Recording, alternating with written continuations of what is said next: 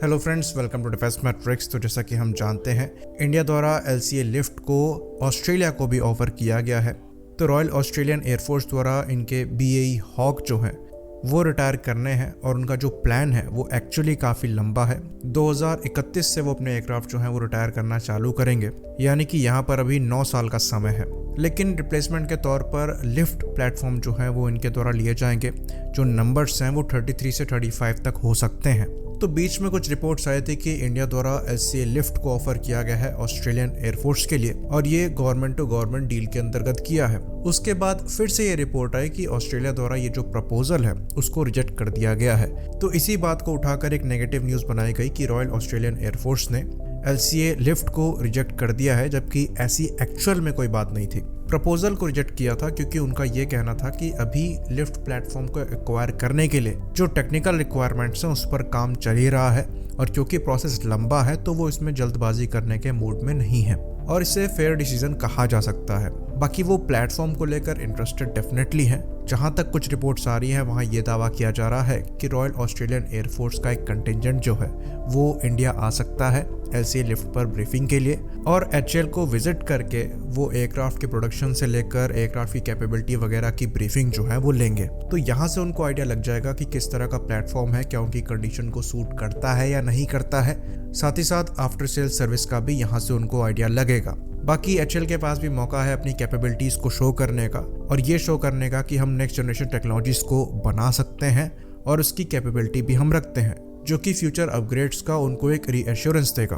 तो इस प्रोग्राम में जो बाकी कंटेंडर है इसमें बोइंग का T-7A रेड हॉक आता है, कोरियन एरोस्पेस इंडस्ट्री का T-50A आता है, लियोनार्डो का M346 मास्टर आता है और फिर HAL का LCA लिफ्ट या फिर HLFT-42। और ये चीज़ हम पहले डिस्कस कर चुके हैं कि कैपेबिलिटी वाइज इन सब में जो सबसे अच्छा प्लेटफॉर्म है वो HLFT-42 या फिर LCA लिफ्ट है, क्योंकि ये एक फाइटर एयरक्राफ्ट से डराइव्ड प्लेटफॉर्म है और इसको फर्दर एनहेंस किया गया है तेजस प्रोग्राम से निकले कजन फाइटर्स की कैपेबिलिटी से। यहाँ पर हम तेजस मार्क 2 और आमका की बात कर रहे हैं और फर्दर ये इंडिया के manned unmanned teaming system program का बेस है। जो कैट्स सिस्टम है यानी कि कॉम्बैट एयर टीमिंग सिस्टम है वो इसी फाइटर के राउंड बनाया जा रहा है। और यहाँ पर जो एडवांटेज है वो ये है कि बोइंग के T-7A रेड हॉक की तरह, कोरियन एरोस्पेस के T-50 या फिर लियोनार्डो के M346 मास्टर की तरह इसको एज अ ट्रेनर नहीं बनाया गया था। इसको कम्प्लीटली कॉम्बैट कैपेबल फाइटर बनाया गया था और इसकी कैपेबिलिटी को लगातार इम्प्रूव किया गया है रेलेवेंट रखने के लिए। तो यहाँ पर हम ये कह सकते हैं कि जो LCA लिफ्ट प्लेटफॉर्म है वो एक्चुअली सालों का इवोल्यूशन है और ये चीज़ जो है वो बाकी प्लेटफॉर्म्स के साथ नहीं है। बाकी प्लेटफॉर्म्स जो हैं उनको लिफ्ट कैटेगरी में फिट करने की कोशिश करी जा रही है क्योंकि वो एज ए ट्रेनर डिज़ाइन किए गए थे। वहीं पर जो LCA लिफ्ट है इसे एक कम्प्लीटली कॉम्बैट कैपेबल फाइटर से ट्रेनर प्लेटफॉर्म में कन्वर्ट किया गया है, यानी कि ये एक्चुअली लिफ्ट की जो कैटेगरी है और उसकी जो एक्चुअल डेफिनेशन है उसमें परफेक्टली फिट बैठता है क्योंकि ये कॉम्बैट प्लेटफॉर्म से ही डराइव्ड है। तो ये एक्चुअल कॉम्बैट ट्रेनिंग कराने में सक्षम होगा, साथ ही साथ कम्प्लीटली कॉम्बैट कैपेबल तो होगा ही। तो प्लेटफॉर्म की परफॉर्मेंस में डेफिनेटली हमारे पास एज है, लेकिन जो क्वेश्चन उठता है या फिर उठेगा वो HAL की प्रोडक्शन कैपेबिलिटी पे उठेगा और आफ्टर सेल सर्विस पे उठेगा। और ये बहुत ही ज़्यादा इंपॉर्टेंट फैक्टर होते हैं क्योंकि बाकी कंट्रीज जो इस प्रोग्राम में इन्वॉल्व हैं वो इस फील्ड में एक्सेल करती हैं।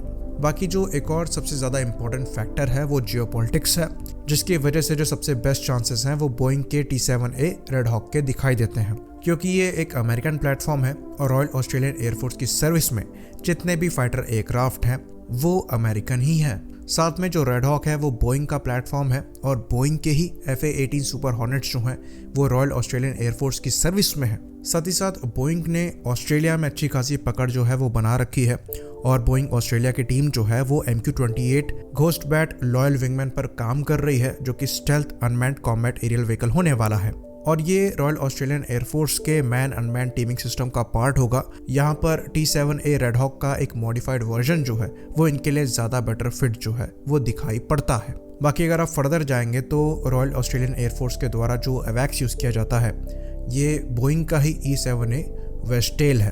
तो LCA लिफ्ट जो है वो एक बेटर प्लेटफॉर्म है और अपने कंपटीशन से आगे भी है। लेकिन जब यहाँ पर हम ऑस्ट्रेलिया की बात करते हैं तो बोइंग की जिस तरह की पकड़ है ऑस्ट्रेलियन डिफेंस मार्केट में, बोइंग T-7A रेड हॉक के चांसेस जो है वो काफ़ी अच्छे खासे दिखाई देते हैं। आई होप यहाँ पर चीज़ें थोड़ी बहुत क्लियर हुई हों। इसी बात पर हम इस वीडियो को ख़त्म करेंगे। लाइक करिए, सब्सक्राइब करिए। जय हिंद।